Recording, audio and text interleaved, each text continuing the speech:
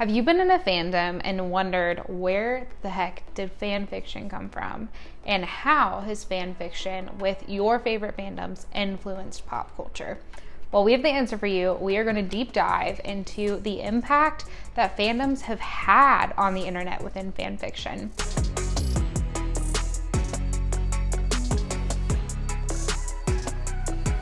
Really, where it all started for us with fan fiction was on Wattpad.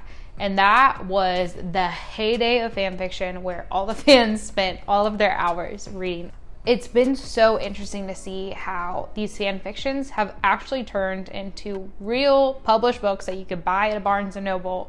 And some of them even turned into movies. One of those being, if you did not know this, you do now, that after Twilight was written, there was an author who wrote what it was originally titled Masters of the Universe, and it was posted on fanfiction.net. And do you know what that became? 50 Shades of Grey.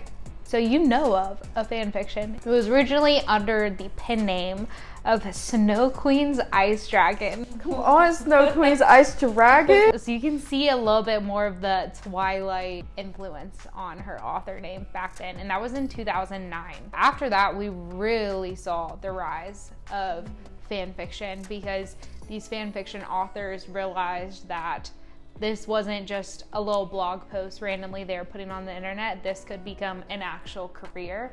It was seen as a way to share like your love of writing, or as a reader, just a way to become more integrated in the fandom. Perhaps the most recent example of this happening is the After series, which we will get into after and talk a little bit about that later.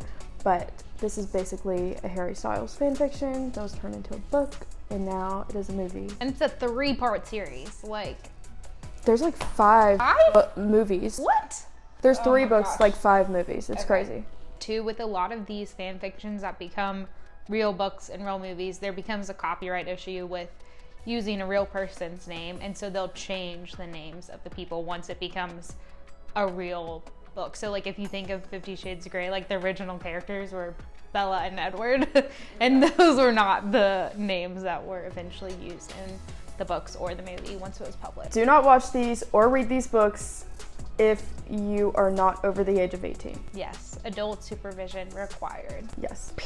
So, with the rise in popularity of fan fiction, before, the After books got published in a Barnes & Noble, the reason that this was really possible is because of the rise of fandoms within the social media age. A lot of major fandoms like Justin Bieber, Taylor Swift, One Direction, 5 Seconds of Summer, the Jonas Brothers, and even like K-pop saw an explosion of music-based fan fiction, specifically because, one, it was easier than ever to have access to your favorite musicians. 2, you can post literally whatever you want on the internet because there are now tons of platforms for you to do so. And so I think that is really what made fan fiction kind of have this like music connotation to it. Because I feel like the first thing that people think of when they think of fan fiction is musicians or science fiction, when there's like literally all sorts of fan fiction out there. Also, with what you just said, it just made me think, I wonder if there's a fan fiction out there. We're gonna have to Google and find it.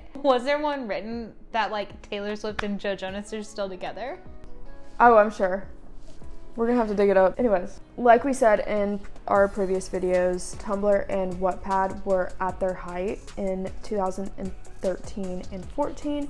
And I would argue that this was probably, I don't know if I would say like the height of like fandom and stan culture and like the fangirl era, but like, girl, what a time to be alive if you are a fangirl. We both lived through it. We grew up in multiple fandoms, specifically One Direction. It was definitely the time where being in a fandom was most accessible to everyone. If you think about 10 years prior and social media didn't exist, you couldn't connect with other fans online, and all of a sudden it was just a merge of all these things together. Right. And we had the best of both worlds. And this was at a time when like all of the artists that you think of when you think of like stan culture were very active, like touring, putting out music all at the same time. I think that combined with this new accessibility to the internet cultivated this perfect storm. If you wrote a book on Wattpad, you could tweet it out to your thousands of followers on Twitter and promote it. I really feel like it was Wattpad, Tumblr, and Twitter all rose together. The trifecta. Yeah, that was the fandom trifecta back then. For real. The Holy Trinity. While fan fiction is fun and is still around today, which we will get into, I think that there's also this side of fan fiction that we have to talk about that is actually pretty dangerous in the mind of a fan, specifically like a super fan or like a fangirl or a stan, whatever you want to call it. So it can be super fun and harmless, but I think that when you're talking specifically about celebrities that are real people and not a character like Harry Potter, I think fans can start to believe that they know that person when in reality they know the character that that person is based on. So even if they're reading a fan fiction about like real life Harry Styles, about you going on Love on Tour with him, that character and those qualities are not Harry Styles' real qualities. Even if the fan is trying to make it his real qualities, it is not. Because at the end of the day, the fan doesn't know him personally. Well, they might. I don't know. I don't know your business. Anyways, I think that is probably where it gets a little dangerous, because then when the fan is around them, they're like, oh, this is duplicity Harry Styles and he's right here in front of me, and they make like a sign that makes them uncomfortable, or like they have crazy behavior. I mean, I think that stans have crazy behavior anyways, but that is the pot calling the kettle black because I act just like it. But I think that just becomes dangerous, especially for younger fans. And I think honestly a lot of the One Direction rumors in the heyday started from fan fiction. I agree. And so there really is a like sensitive side to it where you want to be sensitive to this person who is a human just like you. While there is this dangerous side of fan fiction that I think if you are reading fan fiction, you need to be conscious of and aware, and remind yourself that while you're reading about a real person, it is not a real story and it is not their real personality. However, I do think that this created and still creates a level of connectivity and closeness between a celebrity and their fan base. Just because if you're constantly like reading and consuming media about someone, it makes you feel closer to them in a way, even though it's not a real story about them. But you're still, you know, thinking about them. And I think this was a way too that it drew fans closer to other fans, because then you were talking to your other friend who had just read the same thing the night before and they're like, oh my gosh, can you believe this happened?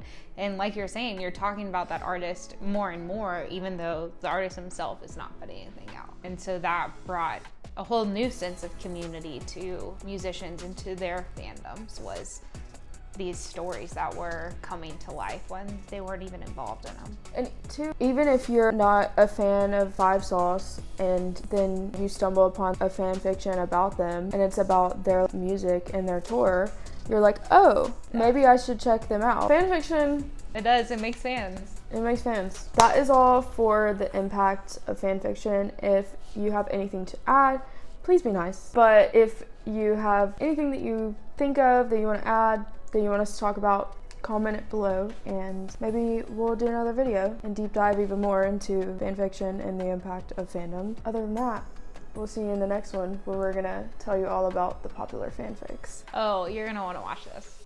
Yeah, and we'll tell you where to read them.